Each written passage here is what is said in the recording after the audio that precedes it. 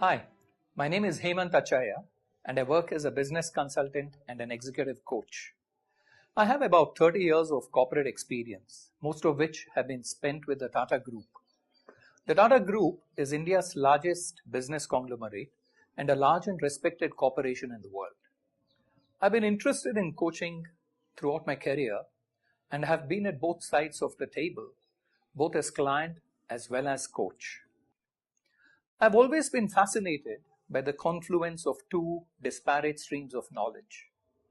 For instance, the fact that cancer cures today are the confluence of computer science with medical technology.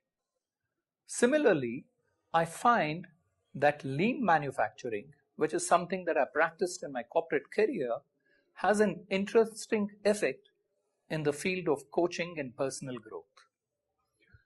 I'm intrigued to find that not much research or effort has gone into this area. While coaching has taken inspiration from many other areas, be it philosophy or psychology or different branches of management and even sports, as far as lean management is concerned, I believe that we have barely scratched the surface. The objective of my talk today is to establish that the principles and practices that have been so successful in shop floors can actually be translated to be applied on individuals so that the same dramatic improvements that are seen in organizations can also be seen in our personal lives. So what is lean management? Lean management, as we understand it, was developed by an innovative engineer called Taiichi Ohno, who worked with the Toyota Motor Company in Japan. Over 10 years, he practiced a set of systems and processes which we understand as lean management today. Toyota is the first corporation that embraced this completely. And it's not for nothing that Toyota today is the largest automobile corporation in the world. And not just that, but it also has usually the highest ratings in customer satisfaction. Lean techniques are essentially based on improving work processes and efficiencies. Unlike conventional techniques in management, lean is a holistic principle which is centered around the stakeholder. And in most organizations, the key stakeholder is the customer. There are the other stakeholders, the shareholders, the employees, and the suppliers, and so on. But in the event there is a conflict, lean works in harmony to ensure that the interests of the principal stakeholder, in this case the customer, comes paramount.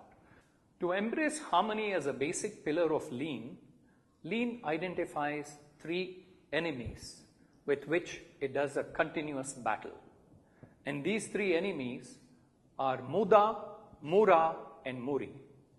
Muda is waste in Japanese. And what is waste? Any kind of waste in the organization, primarily wasted material, wasted finished goods, and wasted time and effort.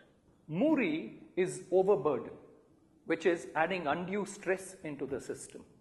The third M is mura, which is unevenness.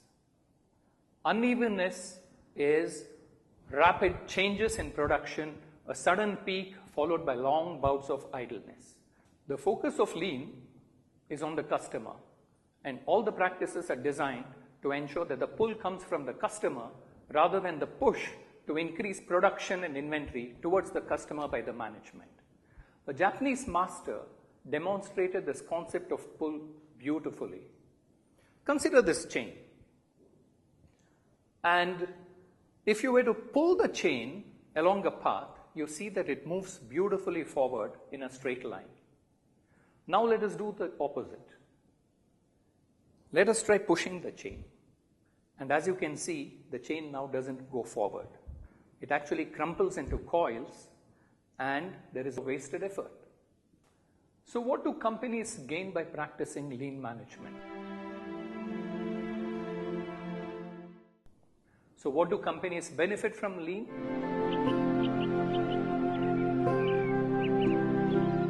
So it's not for nothing that lean management has caught on like wildfire across the world, and an increasingly large number of corporations are embracing it.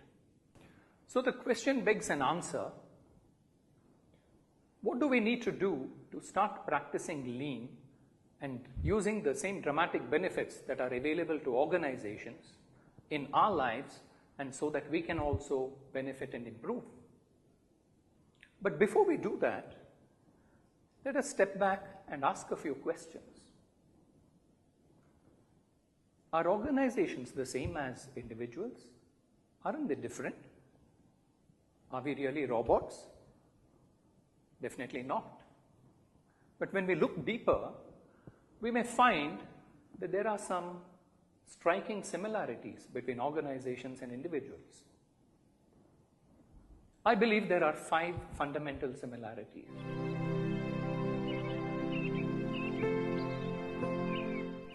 But having said this, we must also recognize that there are key differences. Well, human beings are not robots, and they are all governed by what we call as free will. The second is that we are all emotional people. And finally, we are creative people. And it's important that we recognize that these 3 differences are taken into account, and when we translate lean processes onto individuals, it is done with sensitivity and understanding. Let us look at 3 or 4 techniques that are used in lean management and examine how that can be applied to individuals. The first of these techniques is the organization pull system. Like I explained earlier, the pull system is centered around the customer. But we also have 3 other stakeholders. We have the employees, we have the suppliers, and we have the shareholders. And it is critical for the senior management to ensure that all the requirements of these stakeholders works harmoniously. There can be several instances of conflict. For instance, the desire of the shareholders may be to increase profits, whereas the desire of the suppliers may be to get higher prices from the organization. In every case, when there is a conflict like this, the senior management puts the best minds together to ensure that the conflicts are resolved quickly, and also to ensure that the customer always comes paramount. This is not easy, but over several iterations and over time, one can perfect this process and ensure that the entire organization hums along in a harmonious way. So can a similar pull system be applied to individuals? I believe it can. As we see, most individuals are subjected to various pulls and pressures from the different stakeholders, be it family, be it work, be it friends and acquaintances, and be it inner desires. And if these pulls and pressures go out of control, then you have a suppressed person with a lot of tensions.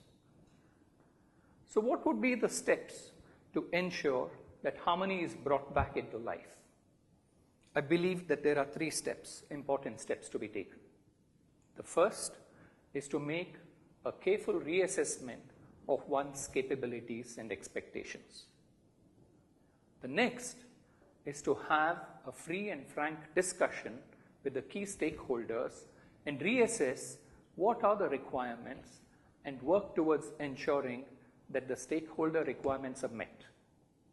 Obviously, there would be conflicts, and it's only through careful analysis that these conflicts can be resolved. In the event, as a third step, that there are still unresolved conflicts, there are several other techniques to solve problems at the individual level. Another important lean technique is value stream analysis. In value stream analysis, every single activity is broken out into small distinguishable tasks. And each of these tasks is analyzed to ensure whether they are value-adding tasks or whether they are non-value-adding tasks. On careful scrutiny, one would invariably find that almost 90% of the work that is done is non-value added. Tasks such as walking, waiting, moving, shifting, and lifting are all essentially non-value added tasks. And these can be minimized or eliminated completely to ensure that only the key value-added tasks are focused on. The example alongside, which is an exercise for fixing components onto the chassis of a truck, we find that there are just 3 value-added tasks. All the others are non-value added. Now let us move to the individual. Can we do value stream analysis on ourselves and the tasks that we do? Indeed we can. If you were to break the act of taking a bath, you find that there are just perhaps 3 or 4 value-added parts in it, which is to undress, to reach for the soap and shampoo, wash off the soap and the shampoo, and wipe yourself with a towel, and finally put on your clothes. Definitely, screaming for your wife for the towel that you forgot and waiting for her to bring it after 10 minutes is not a value-added task. Consider this case of a personal value stream exercise which is done on a client who wanted to get coaching certification in 4 months. When he worked out on the schedule, he found that in a typical work week, he had about 12 hours which were in excess of what he could actually plan. On careful scrutiny and value stream analysis of the time, he discovered that he could cut down on the low value added tasks and focus on the high value adding tasks, in this case all the coaching related work, and ensure that he had a harmonious balance.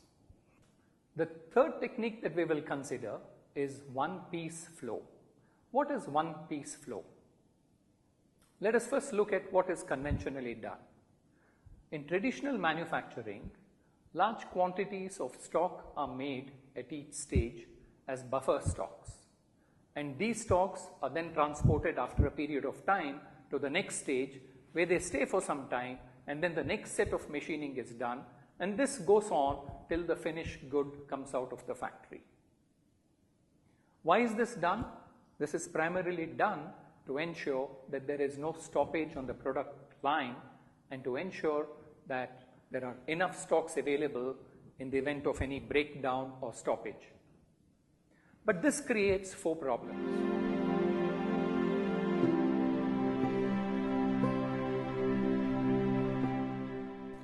One-piece flow fixes all these problems. It ensures that only one piece flows through the assembly line right across, and there are no buffer stocks that are built.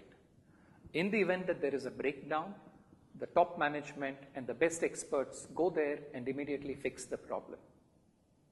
This ensures not just that there are no buffer stocks, but ensures that the cycle time is reduced substantially, and more importantly, the rejections and all the wastage also gets reduced dramatically.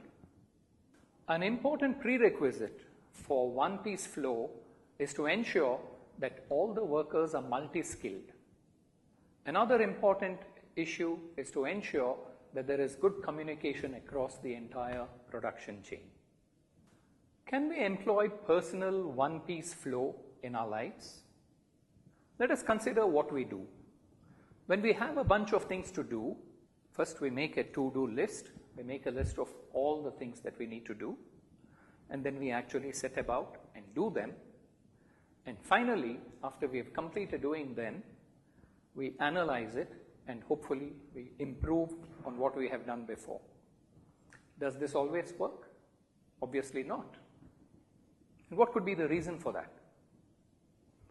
I think one of the key issues is that each of these activities requires different skills. Making a to-do list requires decision-making and planning skills. When you actually do the things, you need executing skills.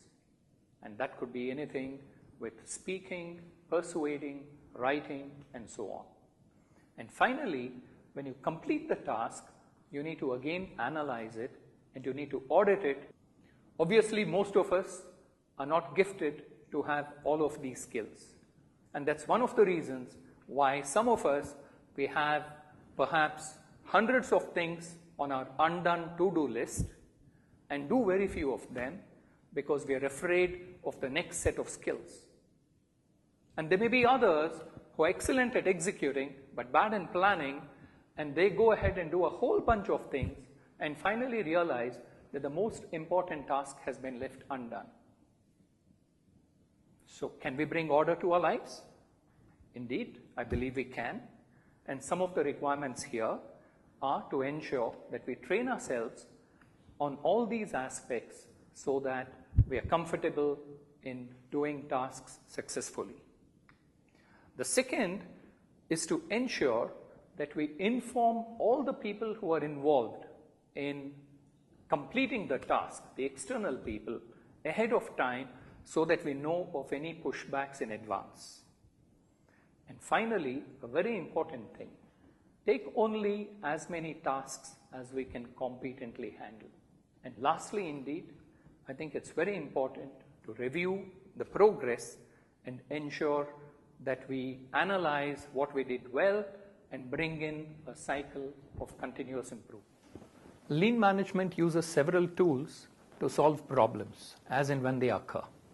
One of the powerful tools is called the 5 why system. As the name implies, whenever there is a problem that is discovered, the question why is asked continuously, consecutively, till such time as the underlying cause of the problem is discovered. And we invariably find that by the 5th why, the root cause of the problem can be uncovered. In coaching, obviously we cannot ask why, because people with their emotions don't tend to answer and go on the defensive if the question why is posed. And here we convert the 5 whys into the 5 what system to arrive at the underlying cause. Here is an example. Hi Srini, how are you doing? Fine, thank you, Hemanth. And what is it we can discuss today? This is about the non-completion of the project from my side. What's causing the project to be delayed? There is a report that needs to be compiled for the project work. And I'm not able to do it because it has to be done on the computer. What do you feel when you are sitting on the screen for a long time? A funny problem, I'm not able to sit in front of the screen for too long. I can't see them because my eyes irritate. And they start watering. And what have you done about this problem? Initially, I tried some eye drops, but they didn't work. So I went to the doctor, and he advised me to wear glasses. But I don't want to wear glasses. Mm-hmm. What prevents you from wearing glasses, Srini? Actually, I did, soon after he told me about it, I did wear the glasses and started coming to the office wearing the glasses on a regular basis. But then I began observing that my colleagues in and around me were passing funny comments. As we can see from this case, what began as a simple issue of not completing a project on time turned out to be an issue about self-worth and self-consciousness, and that really turned out to be the underlying cause. And this came out just by asking the question what 5 times. So what have we learned from this discussion? We have found that there are indeed many ways in which the lives of clients can be impacted. There are many more tools and techniques in the world of lean management. It shall be my endeavor to explore these in future sessions. The session, as I have planned, is spread over 3 hours and will include a 1-hour interactive session. I hope you enjoyed this program. Thank you very much for your attention.